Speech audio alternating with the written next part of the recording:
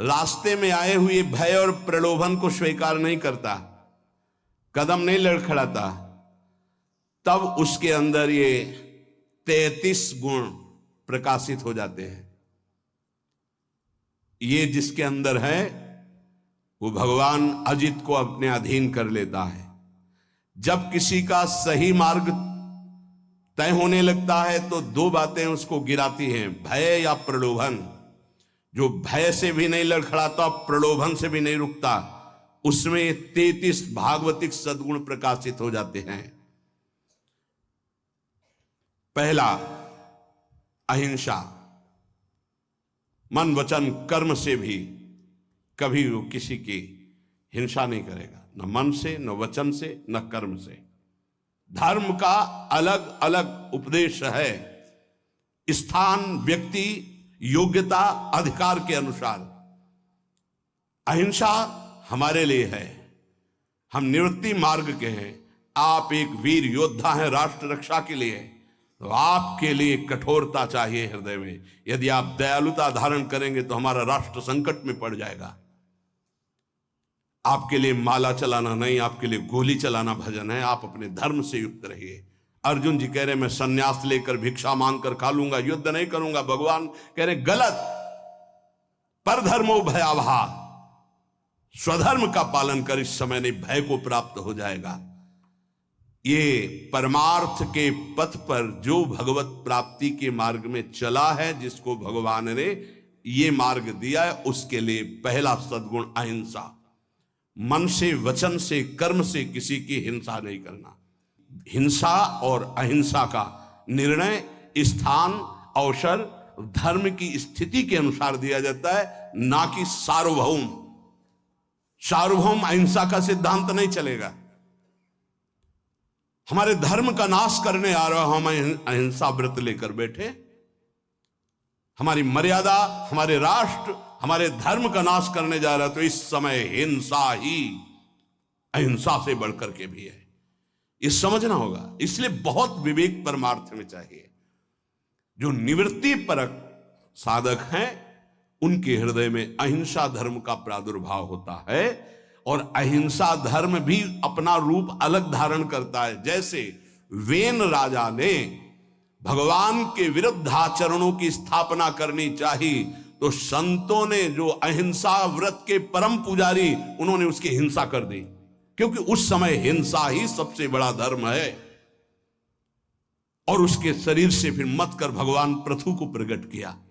ये बड़ा सूक्ष्म विषय, धर्म बड़ा सूक्ष्म विषय है। दूसरा, सत्य।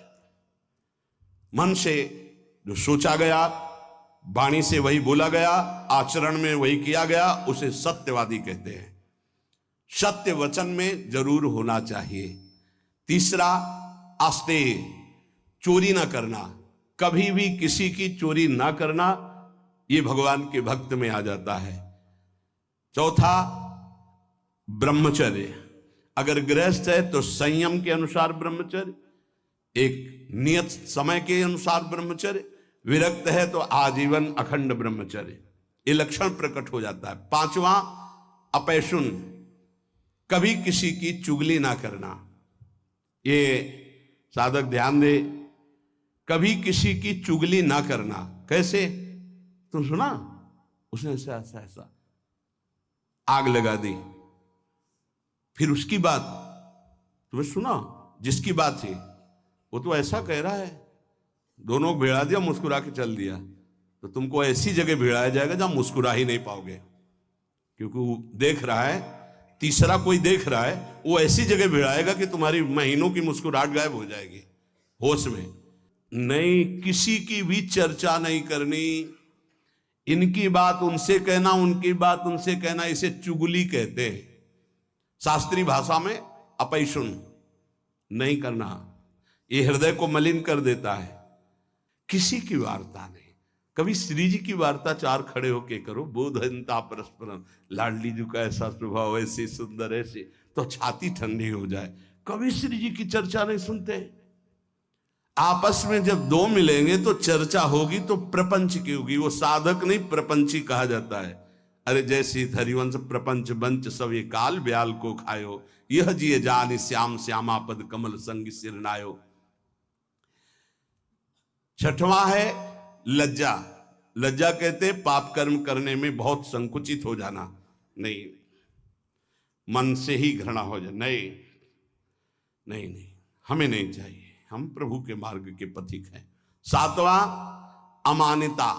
ये लक्षण उदय होते हैं, मान की बिल्कुल चाह न रह जाना, और ये बहुत खतरनाक है, बहुत खतरनाक। सबसे पहला लक्षण है ब्रह्मबोध महापुरुष का मान रहित होना। निर्मान अमोहा जित संग दोषा। मान, सबई मान प्रद आप अमानी, मान कभी स्वीकार नहीं करना चाहिए। महापुरुषों को देखो, आज भी गुरुदेव भगवान आरती करके सबको पंचांग प्रणाम करते हैं, सबको पंचांग प्रणाम करते हैं। अपने लोग गुरु जी आचार्य चरण सर्वान वस्तुतया निरीक्ष परम स्वाराध्य बुद्धिर मम क्वाहम तुच्छा परम अधमा। आचार्य चरण क्या कह रहे, क्वाहम तुच्छा परम अधमा। सबको प्रणाम कर रहे हैं, गुरुदेव सबको प्रणाम कर रहे हैं, तो हमको शिक्षा लेनी चाहिए। अमानी ना मान देना, सब ही मान प्रद आप अमानी। ये अमानिता, ये सातवां लक्षण उपासक के अंदर जागृत होता है। आठवां पवित्रता। शरीर पवित्र, वस्त्र पवित्र, चिंतन पवित्र, व्यवहार पवित्र। छल कपट से व्यवहार दूषित हो जाता है। अरे बहुत बहुत, अगर आप भगवत मार्ग में, तो कभी ऐसा मत करना, क्योंकि जिससे कर रहे हो और आप उसके बीच में ईश्वर विराजमान है, उसी की आराधना के मार्ग में तो चले हो। पवित्रता, शरीर पवित्र हो और वस्त्र पवित्र हो। ये आपका लोक शंका मल त्याग आदि बहुत सावधानी से पवित्रता का निर्वाह करोगे तो शरीर राग का नाश हो जाएगा। ध्यान रखना, जितना पवित्र हो कोई उतने शरीर राग का नाश होगा। ये उल्टा लक्षण है। शरीर को पवित्र रखना, शरीर राग का नाश। शरीर को अपवित्र रखना, अत्यंत ममता आसक्ति शरीर से हो जाएगी। देखो, इसीलिए अत्यंत ममता आसक्ति शरीर से है। नवा संतोष। जैसी परिस्थिति प्रभु ने दी उसमें राजी रहना। जोई जोई प्यारो करे सोई मोहि भावे। कोई चाह न रखना, ये संतोष धन है। इसी से सारी कामनाएं नष्ट हो जाती हैं। बिन संतोष न काम न साही, और अछत काम सुख सपन्यों नाही। बिना संतोष के कामनाओं का नाश नहीं होता। तो उपासक के हृदय में संतोष आ जाता है, जैसा प्रभु ने दिया। आज सब्जी भी नहीं है, प्रभु की बड़ी कृपा है, रोटी अकेले पा ली। आज रोटी भी नहीं है, जल से काम चला लिया। किसी संत से किसी ने पूछा कि प्रसाद पाया, तो उन्होंने कहा नहीं, माधुकरी नहीं मिली। फिर क्या पाया? बोले पा लिया है। क्या पाया? बोले भूख को पा लिया है। आज प्रभु की इच्छा है से भूख को पा लिया है। संतोष, काहू सो कछु न चाहोगो, संतोष। 10वां तितिक्षा, महान सहनशील। दूसरे के कटु वचन, शरीर की पीड़ा, ऋतुओं का प्रभाव, अंदर की जलन, संतुष्टायन के नवा। तितिक्षा, ये महान लक्षण है भगवत प्राप्ति के मार्ग के पथिक का। जरा सी बात में विक्षिप्त हो जाना, चिड़चिड़ा स्वभाव कर लेना, नाना प्रकार की असत वृत्तियों में दौड़ जाना, ये साधक का स्वभाव नहीं होता। बड़े से बड़े कष्ट को हंसकर सहना, बड़े से बड़ी विपरीत परिस्थिति को मुस्कुरा के सहना, ये भगवान के पार्षद का लक्षण होता है। आप भगवान के पार्षद हैं, भगवत मार्ग के पथिक, चाहे गृहस्थी हो चाहे विरक्ति। 11वां निष्कपटता। संत सरल चित जगत हित जान स्वभाव सने। संतों का स्वभाव, उनका सने, उनकी चित्त की स्थिति सरल होती है, कपट नहीं। निष्कपटता उनके हृदय में जागृत हो जाती है। 12वां संत संग में अत्यंत गाढ़ प्रेम, आसक्ति, ये पैदा हो जाए भगवत कृपा पात्र के अंदर। 12वां संत संग, सत्संग, भागम भाग मच जाएगा। कैसे मैं सत्संग में आगे बैठूं जिससे मैं वक्ता के मुखारविंद पर चातक की तरह दृष्टि रख करके उनके वाक्यों का पान स्वाति की बूंद की तरह करूं। सच्चे श्रोता का लक्षण, मैं भाग कर जाऊं और उनको देखता रहूं और उनके वाक्य जो निकल रहे हैं उनका पान करूं श्रवणेन्द्रिय के द्वारा। 13वां, संत सेवा की भूख ये प्रकट हो जाती पक्का। मैं साधु हूं ऐसा नहीं रहता, यही रहता है भगवान कब ऐसी कृपा करेंगे कि संत सेवा हो जाए। एक साधक कह रहे थे कि जब संत सेवा होती है, उनके दर्शन सेवा का अवसर मिलता है, तो ऐसा लगता है कि ये कभी बंद ना हो और जीवन भर मुझे साधु सेवा मिलती रहे। बहुत अच्छा लगा कि हम लोग जब उनकी सेवा में खड़े होते तो एक अलौकिक आनंद मिलता है। संत सेवा की भूख जग जाना। बड़े भावुक जन होते हैं, बड़े भावुक जन होते हैं, इससे बहुत बड़ा प्रभाव पड़ता है, बहुत बड़ा हृदय में प्रभाव पड़ता है। एक संत थे जो कभी सेवा स्वीकार नहीं करते थे, तो बाहर उस समय शौच जाने को होता था, तो जहां वो बाहर शौच जाते थे, तो एक भगत थे, वो कभी शिष्य नहीं बनाते थे संत। तो कैसे सेवा करें, कहीं कुटिया में सेवा को तो अवसर ही नहीं था, तो जब शौच हो जाते तो शौच को गड्ढा खोद करके ऊपर से रथ से पाट देते। तो पहले जिस एरिया में शौच जाते थे तो उनको दिखाई देती थी पड़ी, साफ साफ एकदम ऐसे। महीनों हो गया, तो एक दिन छुप करके देखा, तो वो कर नजदीक गए, कहा भाई ऐसी ये वृत्ति आप करते हो मुझे पसंद नहीं, आप क्यों करते हो? उनका भगवान मुझे लगा था कि संत सेवा करना चाहिए, आप प्रगट में कोई वही उन्हीं को शिष्य बनाया और अपनी सारी आंतरिक धरोहर उनको सेवा से बहुत, पर सेवा ऐसी छुप कर या कोई जान न पावे या उसको जनाने की चेष्टा ना हो, उससे मान सम्मान प्रियता प्राप्त करने की इच्छा ना हो, ये सेवा का भाव बड़ी कृपा से प्राप्त होता है। संदीपनी जी अपने गुरु जी की सेवा के प्रताप से ही जगत गुरु भगवान श्री कृष्ण के गुरु बनने का पद प्राप्त किया। सेवा में बड़ी सामर्थ्य है। स्वयं रघुनाथ जी गुरु सेवा संत सेवा के इतने इच्छुक कि विश्वामित्र जी की आज्ञा में रहे, उनके साथ साथ रहे, उनके चरण दबाए, उनके जिनकी आज्ञा का पालन समस्त वैदिक ब्रह्म ऋषि सिद्धांत पूर्वक करते हैं, वो प्रभु आज्ञा पालन कर रहे हैं। विश्वामित्र जी की हर कदम पर आज्ञा लेकर जा रहे हैं। 14वां, तप। तप कहते हैं मन में आए हुए विकारों को सह जाना, उसके अनुसार भोग क्रिया न करना, वो जो ताप होता है उसे सह जाना तप कहते हैं। अपने परमार्थ मार्ग में चलने में जो कष्ट मिलता है उसको हंस के सह जाना, उसे तप कहते हैं। जैसे किसी को भी नींद ना आती हो तो इस समय आराम से आ जाएगी घर में आराम से, लेकिन आप नींद का त्याग करके तो प्रणाम करते हैं। कहते हैं कलयुग चल रहा है, प्रणाम करते 10-10 20-20 हजार लोग मार्ग में, अगर हम वहां से 2:15 बजे निकलते हैं तो वो कै बजे से लगे होंगे, कै बजे खड़े रहे होंगे, कहां से आए होंगे, और किसी के चेहरे में कोई निराशा नहीं, नाचते हुए उत्साहित होते। मुझे तो सतयुग दिखाई दे रहा है, सब राधा राधा राधा राधा राधा। कहां उनकी नींद है, कहां उनकी सुविधाएं? छोटे छोटे गोद में बच्चे लिए धक्का खाते हुए खड़े हुए, बलियारी उनको प्रणाम है।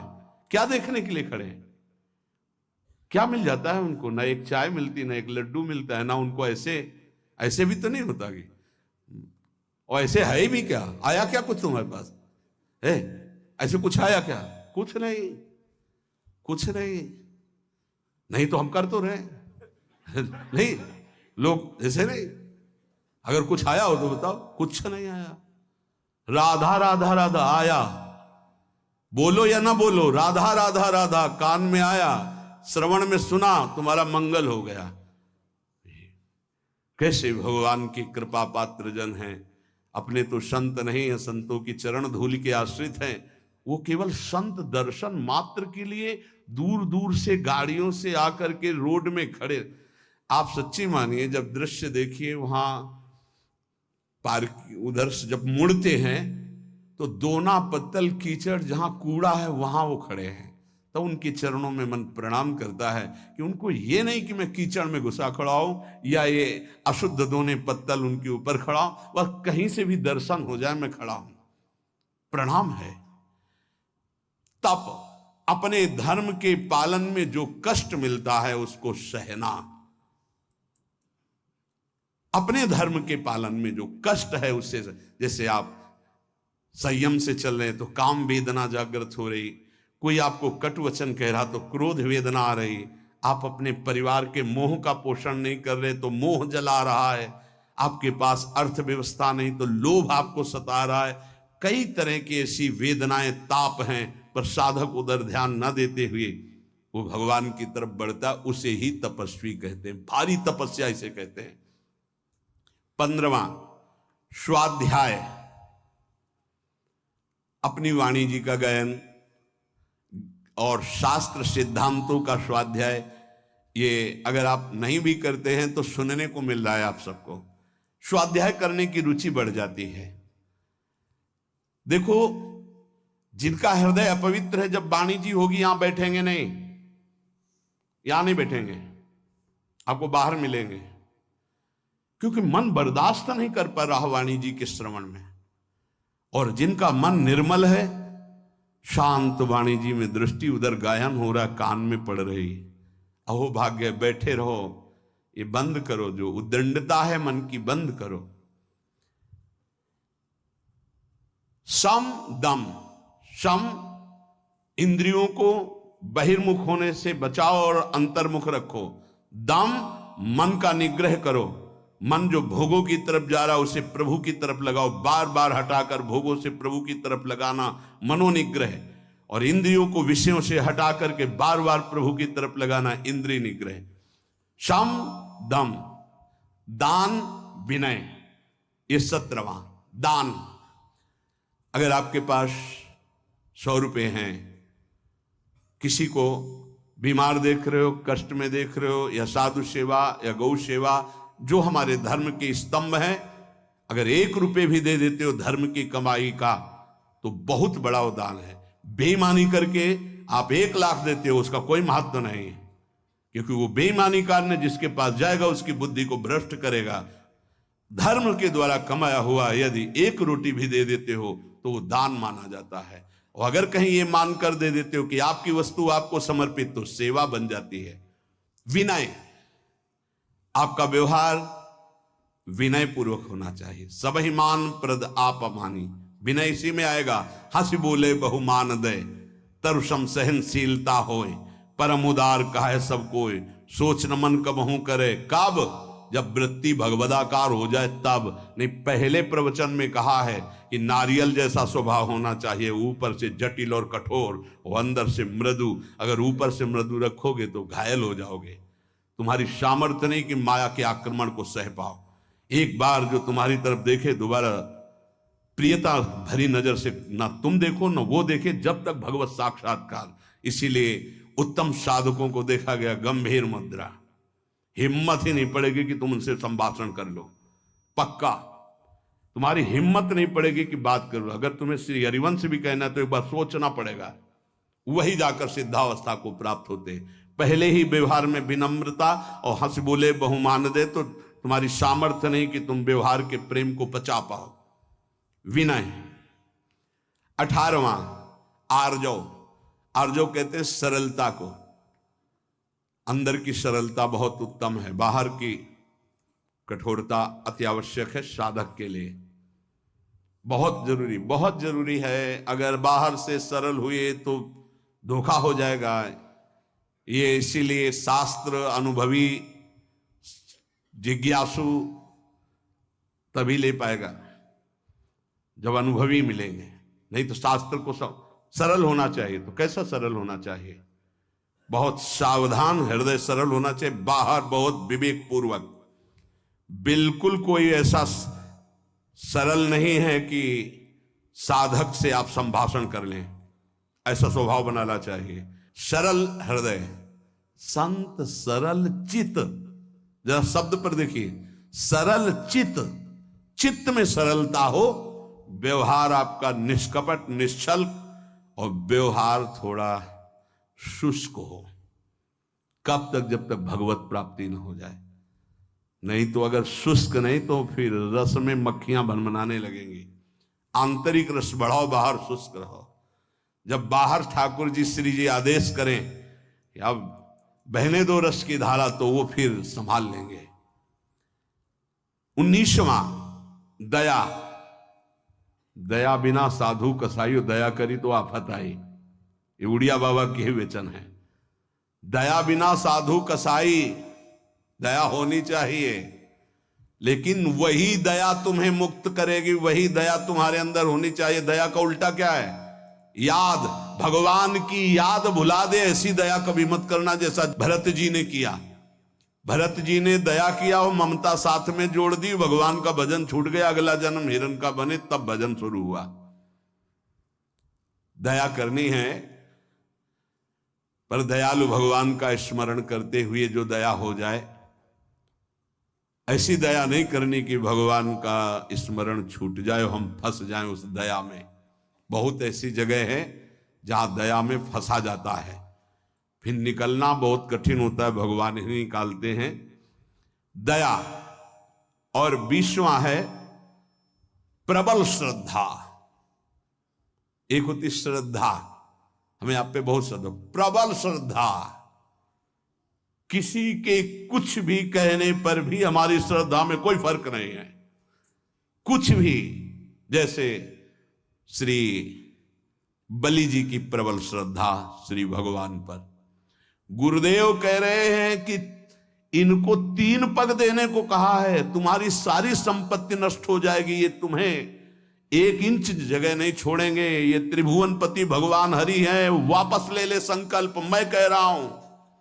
प्रबल श्रद्धा, गुरुदेव की बात नहीं मानी।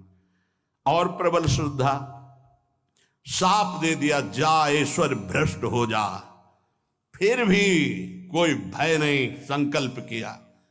प्रभु ने अपना विस्तार किया, नाप लिया सब कुछ, और फिर डांट लगाई। देखो प्रबल श्रद्धा। बोल 3 पग पृथ्वी दान के लिए कह रहा था, आप कहां? गुरु ने मना किया था, नहीं माना ना, बड़ा दानी बनता था।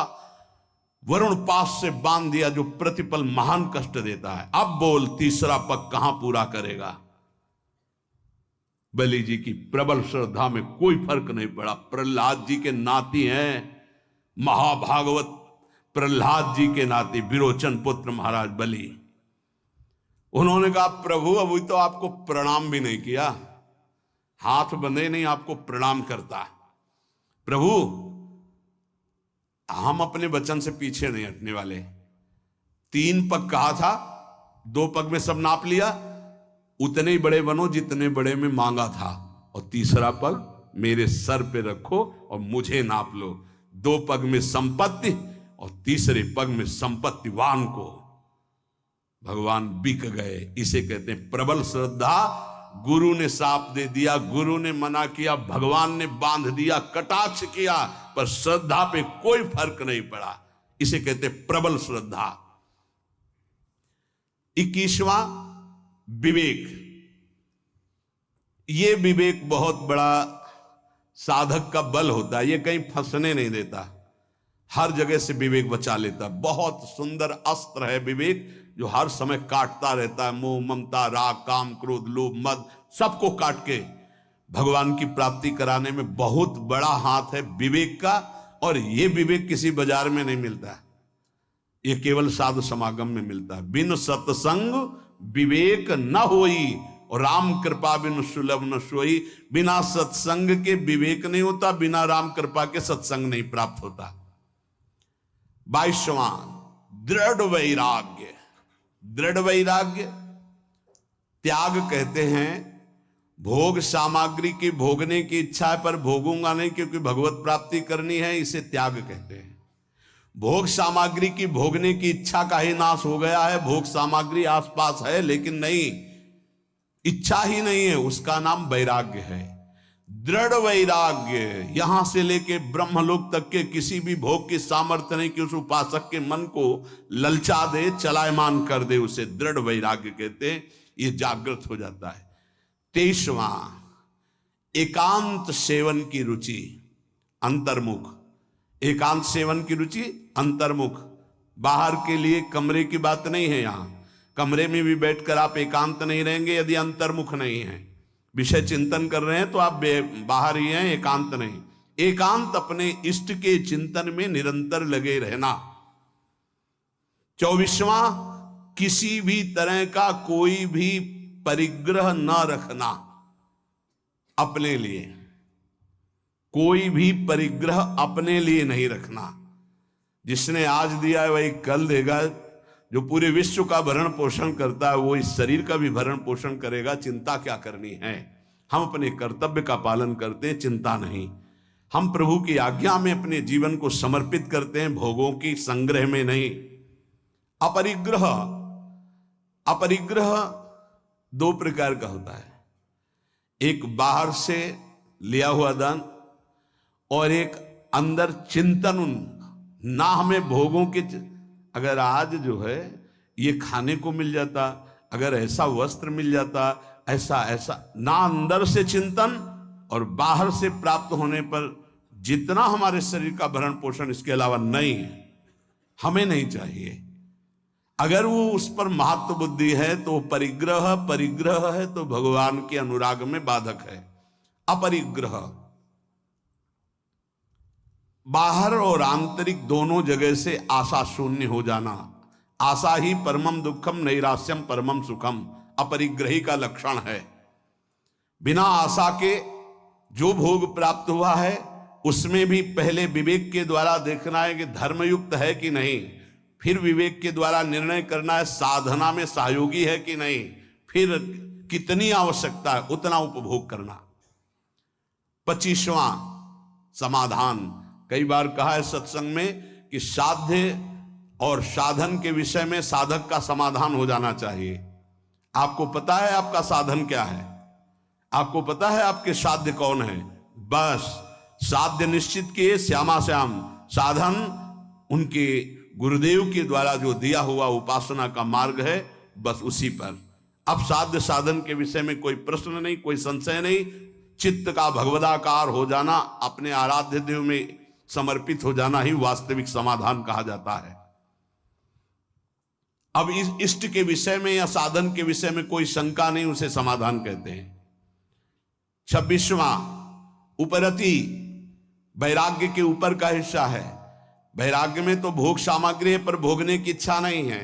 उपरति में भोग सामग्री है ऐसा बोध भी नहीं रहता, एकमात्र केवल परमात्मा बुद्धि, ये उपरति जागृत हो जाती है। 27वां भगवत तेज, जिससे सब भयभीत रहते हैं, उसे भगवत तेज कहते हैं। कोई भी त्रुटि गलती करोगे, कोई भी धर्म विरुद्ध आचरण करोगे, तुम्हारा मन सामने आने के लिए नहीं कह पाएगा। तुम कटोगे, सामने नहीं आओगे। तुम्हारा अगर ज्यादा अपराध बन गया तो निंदा करने लगोगे, द्वेष करने लगोगे गुरुजनों से, क्योंकि तुम्हारे नाश का कारण बनेगा। भागवतिक तेज, जैसे श्री कपिल जी महाराज से सागर के जो 60,000 पुत्र थे, वहां आश्रम में घोड़ा बंधा हुआ था, उनको तो पता ही नहीं था, ध्यान में थे, किसी ने बांध दिया। उनको लगा कि इन्होंने तो उपद्रव मचा दिया, तो केवल देखा था, सोचा नहीं था। इतने में सब के सब भस्म हो गए। इसे भगवत तेज कहते हैं। दूसरा भगवत तेज का स्वरूप, घोर विषयी पामर नीच आचरण करने वाले की चित्त वृत्ति का परिवर्तन करके परमार्थ पे खड़ा कर देना, भगवत मार्ग में चला देना, इसको भागवतिक तेज कहते हैं। ये तेज महापुरुषों में, अपराधियों के अपराध को रोक देना, मलिन वृत्ति को उठाकर भगवदाकार कर देना, ये जो तेज है ये भक्त में जागृत होता है, संतों में जागृत होता है। इसी से जगत मंगल होता है, इसी तेज से। जैसे किसी एक वैज्ञानिक ने कल, डॉक्टर कैंसर के और विज्ञान संपन्न थे, उन्होंने कहा मेरा विज्ञान आपकी इस प्रवचन में एक बात जो आई उसको स्वीकार नहीं करता कि किसी संत ने थूक दिया तो कैंसर ठीक हो गया। मैं उसका बहुत बड़ा मर्मज्ञ हूं कैंसर का। उसका ऑपरेशन किया जाता है, फिर वो बढ़ता ही रहता है, वो मार के ही छोड़ता है, चाहे 1-2 वर्ष 4 वर्ष उन्हें मरना पड़ता है। पर आपने कहा कि कैंसर का उन्होंने थूक दिया तो कैंसर ठीक हो गया, तो तुम्हें आश्चर्य लगा, तुम्हारा ज्ञान विज्ञान काम नहीं करता। तो एक साथ में और बात सुनी होगी कल कि उन्होंने फिर अपने पैर पे उसके लिया और उस पैर में वो कैंसर इतना बढ़ा कि उसको अपना चरण जो है वो कटवाना पड़ा। पूरी बात सुनोगे तो प्रश्न उत्तर नहीं होगा। अब तुम्हारे अंदर ये सामर्थ्य नहीं कि तुम दूसरे के प्रारब्ध को ट्रांसफर कर लो अपने ऊपर, लेकिन उन महापुरुषों में सामर्थ्य है। इसे भगवत तेज कहते। तुम विज्ञान पढ़ लिख कर बुद्धि की धरा से प्राकृतिक वस्तु के केवल जानकार हो सकते हो, लेकिन जिसने बुद्धि सच्चिदानंद में लगा दी है वो अप्राकृत दिव्य चिदानंद भाव को तुम प्राकृतिक बुद्धि से कैसे तौल सकते हो? तुमको क्या पता? अगर हम ये घटना बता दी तो तुम्हें समझ में आ रहा है। नहीं, हजारों के दोषों और पापों को स्वयं संत लेकर कुछ संकल्प से, कुछ भजन से, कुछ भोग कर नष्ट करते हैं, कर रहे थे और करते रहेंगे। तुम्हें क्या पता है इसको? तुम्हें पता है जो भगवान के भजन में लगे हुए हैं उनके प्रारब्ध की धज्जियां तो भजन से उड़ जाती हैं। वो जो क्षण क्षण कष्ट भोगते रहते हैं, ये शरणागति का प्रभाव है।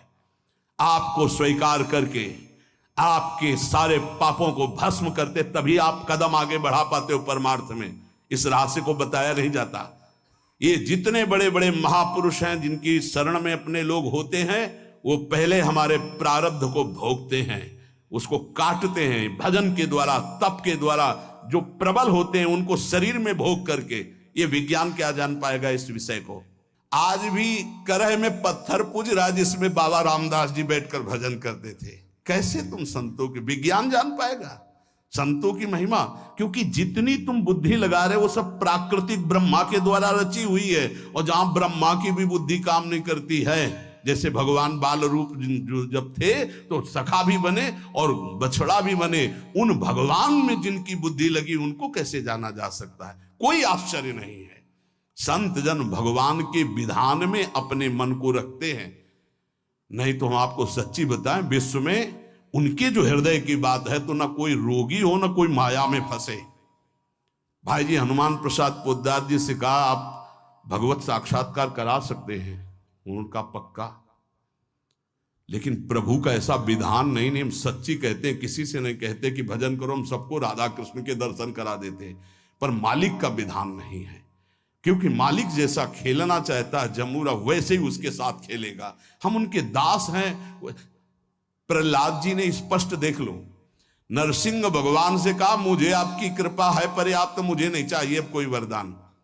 आपके चरणामृत और नाम जप आपकी कथा से हमारा सब हो जाएगा। हम इनके लिए रो रहे हैं जो माया में फंसे इनको। तो भगवान ने बुला के लाओ किसी को जो बैकुंठ चलना चाहता हो। ये कोई नहीं तैयार हुआ बैकुंठ में, कोई नहीं तैयार हुआ। सच्ची मानो, संत जो भगवत प्राप्त महापुरुष हैं अभी भगवत साक्षात्कार करा दे, पर आपके अंदर चाह नहीं है, आप माया में आ सकते। एक सूकरी मिली, सूकरी से कहा कि तू यहां कितना कष्ट सह रही, चल बैकुंठ।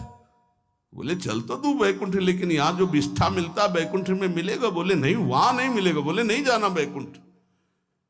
हमारी आसक्ति विष्ठा तुल्य भोगों में इतनी हो चुकी कि हम बैकुंठ को भी तिरस्कृत कर रहे हैं। कर रहे हैं, देख लो।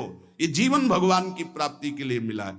संतों की सामर्थ्य में संशय नहीं है, हम उनके सामर्थ्य का सदुपयोग करना नहीं जानते।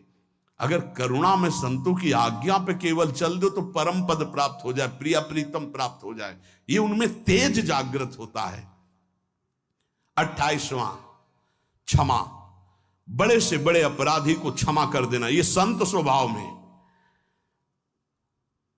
29वां महान धैर्यशाली। 30वां अद्रोह, किसी से कभी भी कहीं भी दुश्मनी नहीं उनकी होती, कहीं भी द्रोह नहीं होता। बड़े बड़े संतों से द्रोह की लीलाएं इस जगत ने की है। वो अपने आप को कष्ट लेकर के सह गए, लेकिन किसी को कष्ट नहीं दिया। पक्का भारी से भारी जीवन में देखा गया, संतों के द्रोह करने वाले भी भगवान के बल से बलवान हो जाते हैं और द्रोह करते। अरे यहां तक कि अंतिम लीला तक प्रहार की लीलाएं हुई, जैसे पूज्य पादुड़िया अंतिम लीला करके दिखा दिया। जिस सर पर सैकड़ों बार अभिषेक हुआ, चंदन तुलसी पत्र आदि चढ़ते रहे, उन्हीं पर गड़ासा चला तो भी ओम और भगवत प्राप्त। अद्रोह और 31वां अभय, भक्त में कभी भय नहीं रहता। जब तक पापाचरण करोगे तब तक निर्भय नहीं हो सकते, कोई भी हो, कहीं भी हो, कैसा भी हो। भक्त में अभय स्थिति जागृत हो जाती है। और 32वां है किंचन मात्र अहंकार नहीं रह जाता, अहंकार भगवत स्वरूप हो जाता है। और 33वां परम शांति को प्राप्त हो जाता है। ये सही ढंग से मार्ग में चलने वाले उपासक के अंदर 33 सद्गुण जागृत हो जाते हैं, जो साक्षात भगवान से अंश मात्र में उतरते हैं भक्त पर। अहिंसा, सत्य, अस्तेय, ब्रह्मचर्य, अपैशुन, लज्जा, अमानिता, शौच, संतोष, तितिक्षा, निष्कपटता, सत्संग, साधु प्रेम, साधु सेवा और तपस्या, स्वाध्याय, सम, दम, विनय, आर्जव, दया, श्रद्धा, विवेक, वैराग्य, एकांत सेवन, अपरिग्रह, समाधान, उपरति, तेज, क्षमा, धैर्य, अद्रोह, अभय, निरहंकारता और शांति, ये सद्गुण जो भगवान में विराजते हैं वो अंश रूप से भक्त में आ जाते हैं। हमें चाहिए मन वचन कर्म से इस बार हम निकले इस माया दलदल से, अपनी दैन्यता जो भोगों की बनाए हुए हैं, जो अपने में हीन भाव, हम गृहस्थ हैं, हम विषयी हैं, हम पापी हैं, अरे कुछ नहीं, हम भगवान के हैं। 100 बार हार करके भी अगली छलांग भगवान की तरफ मारेंगे और हम निकलेंगे इस प्रपंच से। कोई भी घबराने की जरूरत नहीं। गलतियां सबसे होती जो इस भूमि में पैदा होता है। भूमि परत भा ढाबर पानी, तिम जीवन माया लपटानी। नहीं, पीछे नहीं हटना, निराश नहीं होना, उदास नहीं होना, हर कदम राधा राधा राधा आगे बढ़ाना है और हमें इसी जन्म में भगवत प्राप्ति करनी।